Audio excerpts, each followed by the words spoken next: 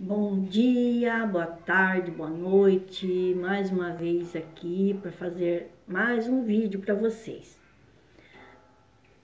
Hoje a minha irmã me deu uma injeção de ânimo que eu tava meia assim para baixo, achando que com os meus parentes mais próximos, né, então, sei lá, não me incentivam, não fazem nenhum comentário nos meus vídeos. Então eu tava achando assim que tô sendo menosprezada, né, pelos amigos e parentes. Aí ela falou: "Não faça vídeo para os parentes nem para os amigos, faça para todo mundo, porque todo mundo está te vendo. O planeta inteiro está te vendo." Aí, oh, meu Deus, que responsabilidade. Não, é brincadeira à parte, né? Eu agradeço a todos os meus amigos, parentes e não parentes e todos os inscritos. Agradeço de coração a todo mundo que está me assistindo.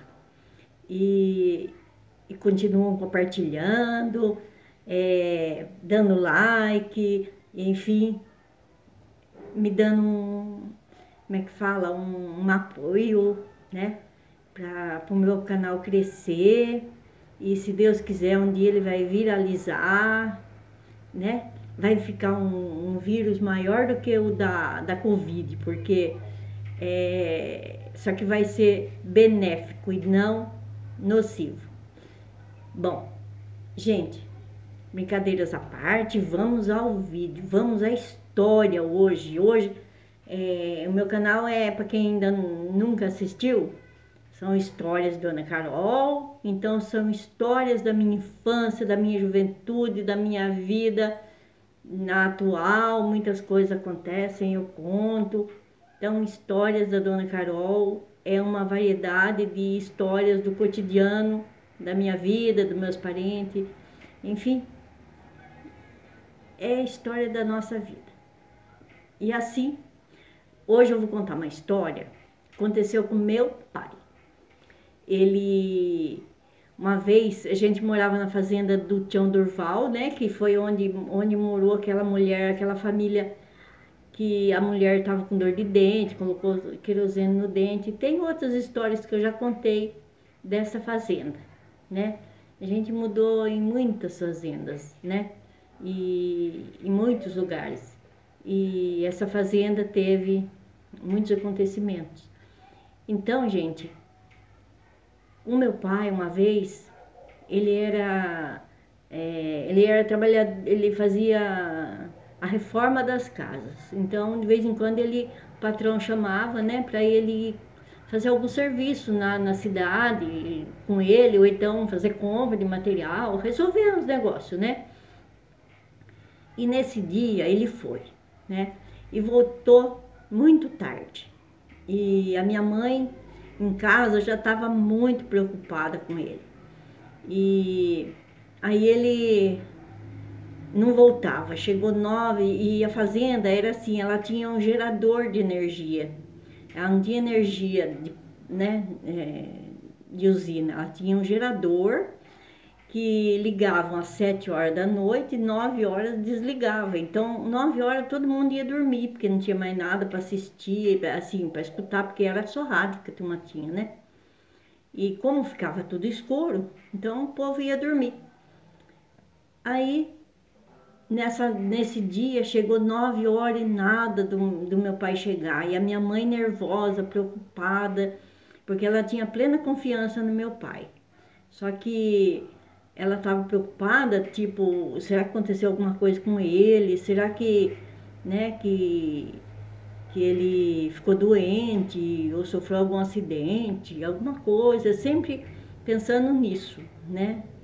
E então, quando foi 9 horas, nós, as filhas dela, né, tava tudo acordado também, ansiosos, esperando o pai chegar, porque o pai sempre chegava com uma balinha, um docinho, sempre, ele nunca vinha de mão vazia. Sempre que ele ia na cidade, ele comprava um docinho pra gente. Então a gente tava lá esperando, mas nada dele chegar. Daí Eu tô vendo, gente, que parece que parou alguém aí, mas acho que não é, não. É criança. E eu sei que a gente esperou, que esperou e nada, e a gente foi dormir. 9 horas, né, da noite a gente foi dormir. E a minha mãe ainda ficou acordada.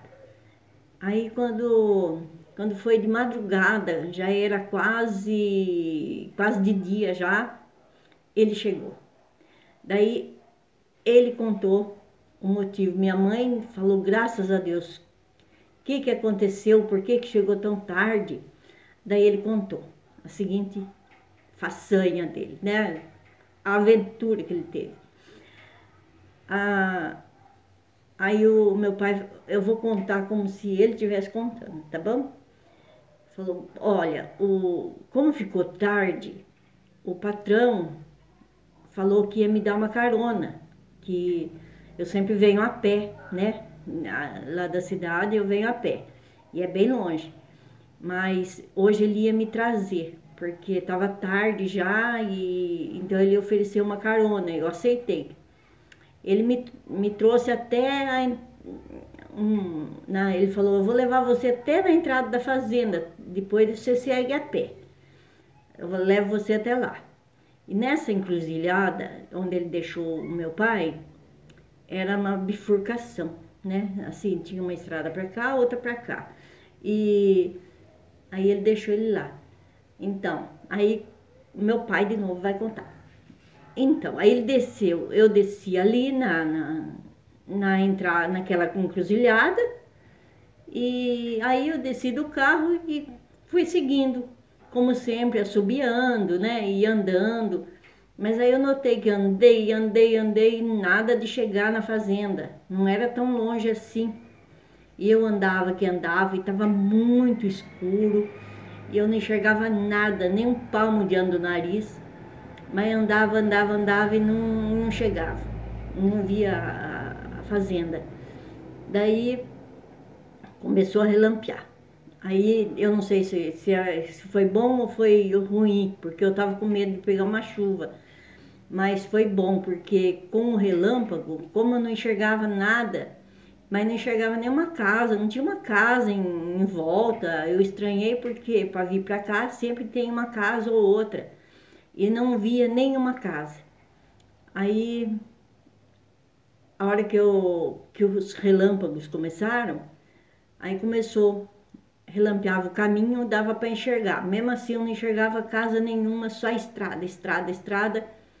Aí teve uma hora que deu um relâmpago, eu vi uma casa, um sobrado. E era uma casa grandona, e aí eu resolvi chegar lá, perguntar pelo menos onde eu tava, né? Porque eu tava me sentindo perdido, não sabia onde eu tava. Aí eu cheguei lá na casa, bati palma, e veio uma cachorrada tudo me receber, latindo. Aí eu vi que tava tudo fechado.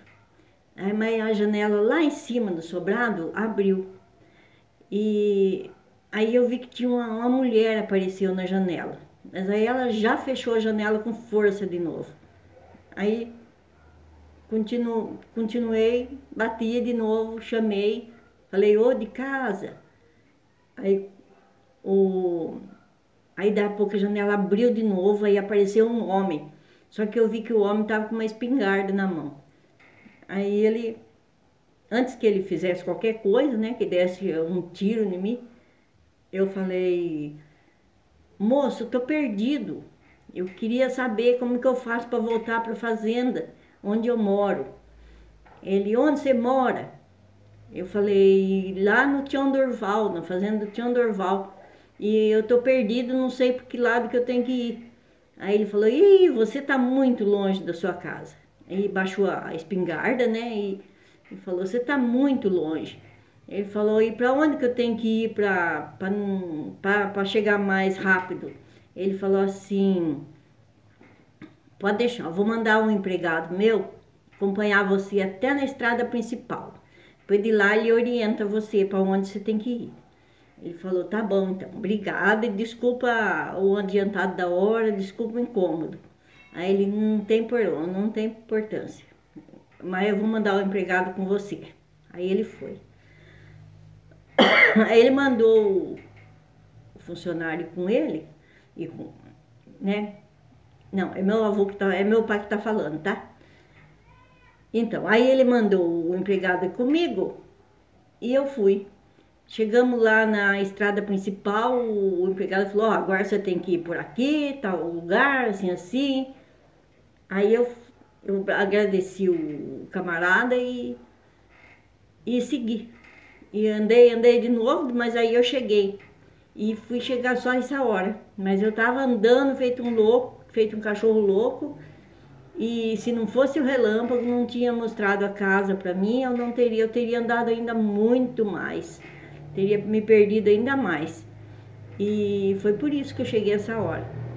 E aí a minha mãe falou, nossa, mas graças a Deus que você chegou, né? Porque nós já tava aqui muito preocupadas, as meninas ficaram até tarde acordadas esperando, você não chegava.